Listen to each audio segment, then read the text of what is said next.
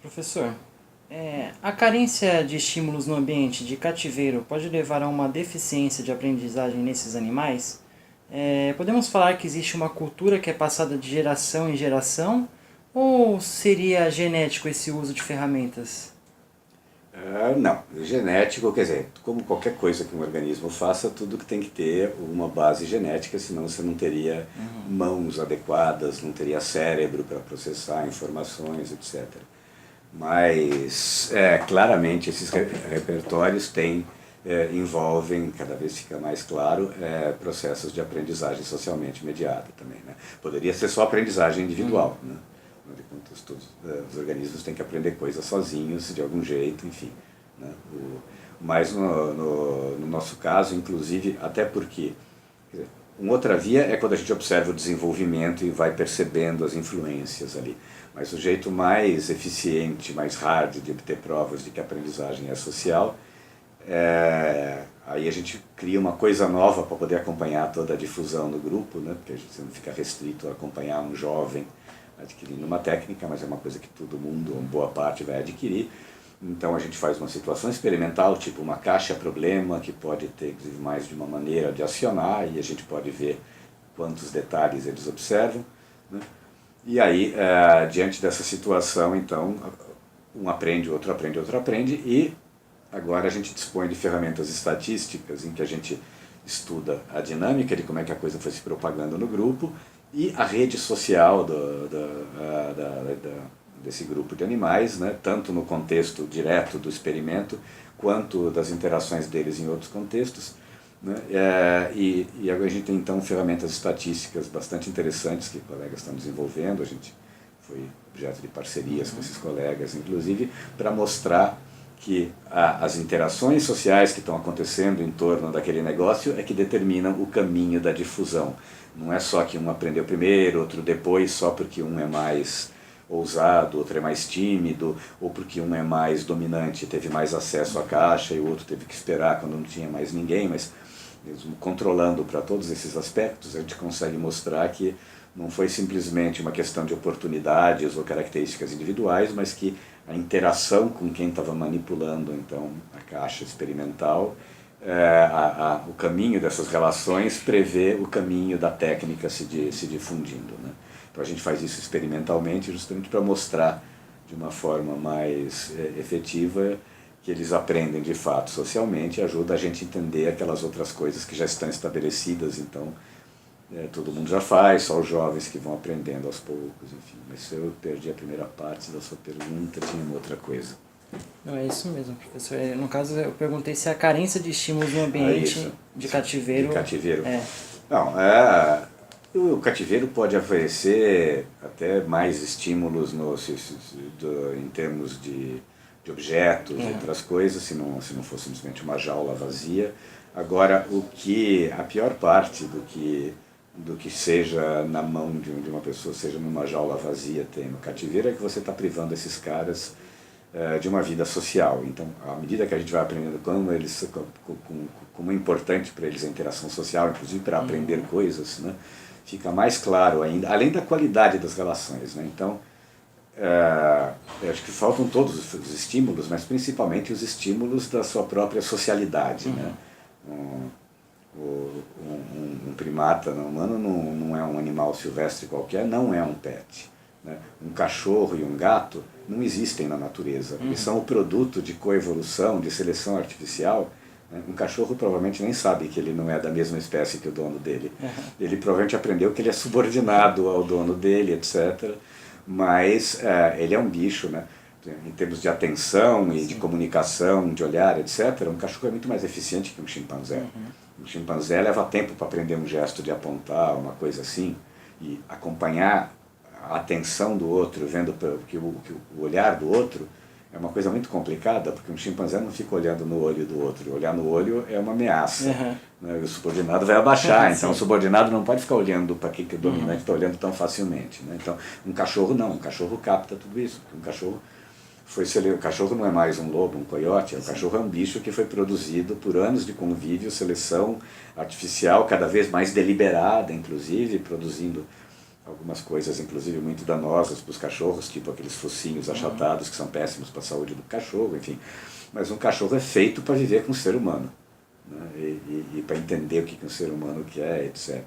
Um animal silvestre não é nada disso. Um animal silvestre está feito para... Imagina você ser criado por gorilas, por exemplo, ou qualquer coisa assim, sem entender o que eles estão falando, sem saber nada. Então, criar um animal silvestre em cativeiro é sempre cruel. Isso é uma mensagem importante.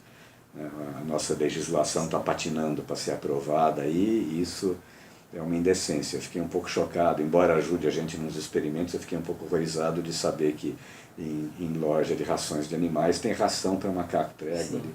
Quer dizer, eu fico imaginando a quantidade desses bichos, né? Primeiro porque é uma crueldade, as pessoas não podem se iludir de que aquele bicho tem a menor chance de ser feliz com você. É só porque ele está fazendo caras, aquilo que parece um sorriso é um animal em pânico, o sorriso é uma cara de medo, né? E não existe a menor chance desse bicho. Claro, ele vai tentar se virar como ele pode naquele ambiente, na sua casa, mas ele nunca vai ser feliz. E se a pessoa realmente gosta desse bicho, ela devia nem começar, né? Aquilo é uma situação de crueldade absurda, é um abuso completo, né? Você tem alguns bichos que dá certo, especialmente esses que a gente criou para isso, mas um animal silvestre não pode. Um animal silvestre inteligente, que tem uma vida social complicada e rica como esses, então o ser humano não substitui ele, assim como um outro bicho não substituiria outros seres humanos para nós. Então é um empobrecimento, sim, mas principalmente no que se refere à dimensão social, né? É só você ir olhar esses bichos na natureza, aquele grupo passando, explorando o ambiente como é que eles, você percebe que não adianta querer fantasiar que tirar eles dali vai ser alguma coisa que não seja um horror completo, né? Inclusive, o máximo que a gente trabalha na nossa pesquisa, isso é uma opção pessoal nossa, claro, você pode ter cativeiros melhores e piores, e um laboratório que saiba criar um lugar melhor, é sempre a gente que conhece melhor um pouco do que alguém que está querendo criar um macaco em casa acorrentado. Mas mesmo assim, a nossa opção foi não trabalhar com cativos, a gente fez uma outra coisa com observação de bichos em zoológico no começo, mas a gente trabalha ou com os animais semi-livres do Parque Ecológico do Tietê, que foi onde tudo começou, e enfim, eles vêm de histórias tristes de cativeiro, de captura, mas foram soltos ali, né? Ou os animais selvagens que a gente só acompanha quando faz um experimento e oferecendo algo que eles interagem quando querem, mas nunca aprisionando ninguém. Pergunta 5, professor, seria quais são as principais técnicas de campo que são utilizadas para o estudo desses animais e se são necessárias algumas precauções no campo, né? Bom, várias precauções de vários tipos, né? Bom, técnicas, as técnicas de campo são mais ou menos padronizadas, podem variar um pouco, mas a gente, né, o problema da pesquisa de campo é obter alguma padronização das coisas, porque no laboratório você controla quanto tempo você vê cada cara, quanto tempo cada um interage com um problema, um experimento, etc. Quem fica com quem você pode controlar, quase tudo, né? Na observação de campo, o controle fica nas mãos da nossa observação, né? Então você vai ter uns bichos que são mais fáceis de ver, tipo o dominante que vem te ameaçar o tempo todo, você não para de ver ele, e vai ter uma fêmea mais tímida que não desce lá do alto da árvore, enfim. Então, para padronizar essas coisas, você tem técnicas clássicas, tipo animal focal. Então você tem que seguir cada indivíduo, X tempo, você vai perder algumas porque você perdeu o cara, eles têm um critério para saber quanto vale ou quanto perdeu, como é que você pega o próximo, o que você faz se não encontra o próximo da sua lista. Tudo são técnicas para criar uma situação próxima de você ter observação de todo mundo ao mesmo tempo, enfim, né? Você tem outras técnicas que são mais assim, né, tipo o instante da situação, né? Você pode intercalar isso com o animal focal, então você faz uma varredura, né? Então, quem está perto, está todo o grupo lá forragendo, quem está perto de quem fazendo o quê? É uma coisa rápida, né? Importante para registrar as proximidades sociais de todos, quem anda junto com quem, etc. Você vai ter algum detalhe disso durante o focal, mas você não tem isso. Mas uma maneira de olhar o conjunto da situação é uma varredura, por exemplo, né? Então você pode inclusive alternar com seus focais, as varreduras, etc. Né? Isso são técnicas de observação, né? Mas como eu te falei, né, em algumas situações a gente quer fazer experimentos, né? E experimento tem uma tradição honrosa desde o Tinbergen, a gente faz experimentos em etologia, né? E a gente perde controle, mas a gente ganha validade ecológica, né? Os bichos estão lá no ambiente dele, você colocou uma coisa que ele encontrou e vai interagir porque ele quer, enfim, e ele tem muito mais coisas interessantes para fazer, né? Em laboratório ele talvez ele não tenha mais nada, senão está lá trancado com um aparato, alguma hora ele vai de tédio mexer naquilo. Né? Mas os experimentos são importantes para criar situações específicas, né? Por exemplo, quando a gente quer observar um comportamento se difundindo, porque isso não vai acontecer a não ser por muita sorte na frente da gente, então a gente tem que criar um problema novo para o bicho resolver. Né? Às vezes para comparar situações diferentes, por exemplo. Né? No caso das sondas, a gente tinha esses grupos da Serra da Capivara, que a gente estuda há anos e vê eles usando varetas como ferramentas, né? E a gente sabia dos estudos mais de curto prazo, de visitas que a gente fez a vários lugares para verificar a presença de uso de ferramenta lítica. Em muitos lugares a gente ia no fragmento de mata, no meio da floresta ali, no meio da floresta, no meio do pasto. Então, são animais que a habituação é negativa, tem uma relação péssima com humanos, etc. Você entra ali e nem vê o macaco, mas você encontra o sítio de quebra de coco, é um negócio fácil de encontrar e demonstrar. Né? Então, eu não sei nessas populações que mais eles fazem, porque para saber se o bicho usa uma sonda, uma vareta, eu teria que estar acompanhando o comportamento dele. Mas a gente tinha estudos de longo prazo também na Fazenda Boa Vista, né? E na Fazenda Boa Vista eles quebram aqueles cocos duros de cerrado, enfim, com pedras pesadas, mas ao longo também de alguns anos de estudo, a gente sabia que eles não usavam sondas. Pode ser que seja o padrão todo do cerrado, mas isso a gente não sabe. Mas aquele grupo tinha, além das coisas importantes do uso de ferramentas líticas, mas tinha esse detalhe importante que era o único grupo que a gente sabia que não usava sondas. Então a gente pôde fazer um estudo para ver de que maneira esse repertório instrumental dos macacos determina a abordagem deles de um problema novo. Né?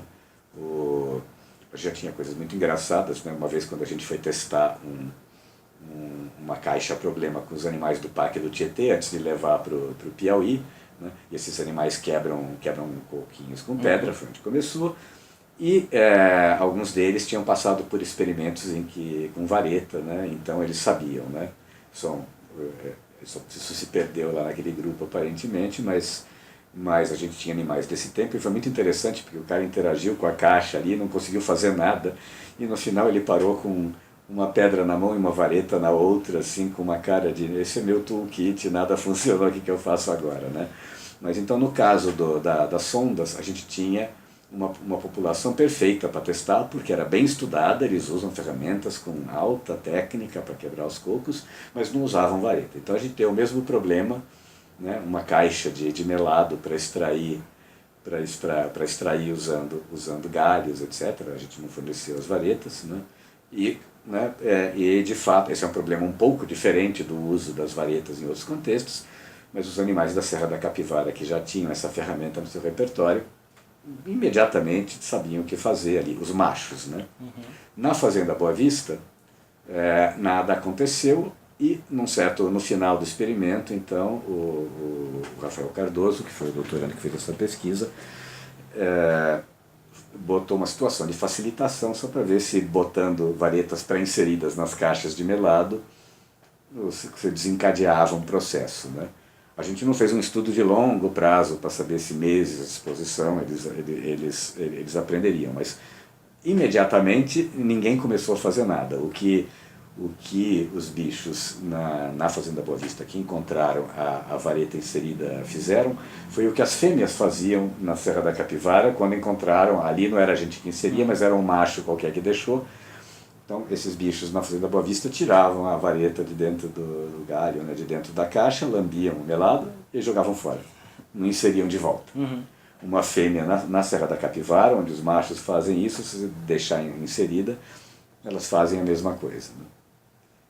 Então foi uma maneira interessante, aí é mais um exemplo de uma técnica que envolve experimentação para criar uma situação nova e ver como é que bichos ou diferentes populações reagem a um problema novo. Seja se ela já tem uma solução pronta, seja para estudar o caminho da difusão pelo grupo. Então, as situações experimentais complementam a observação naturalística, né? Muito obrigado, professor. Gostaria de agradecer o senhor ter aceitado o convite do canal para poder falar sobre comportamento animal e etologia. E eu espero que esse vídeo seja de exemplo para outros alunos e outras pessoas que querem seguir na área. Obrigado, professor. Obrigado pelo convite.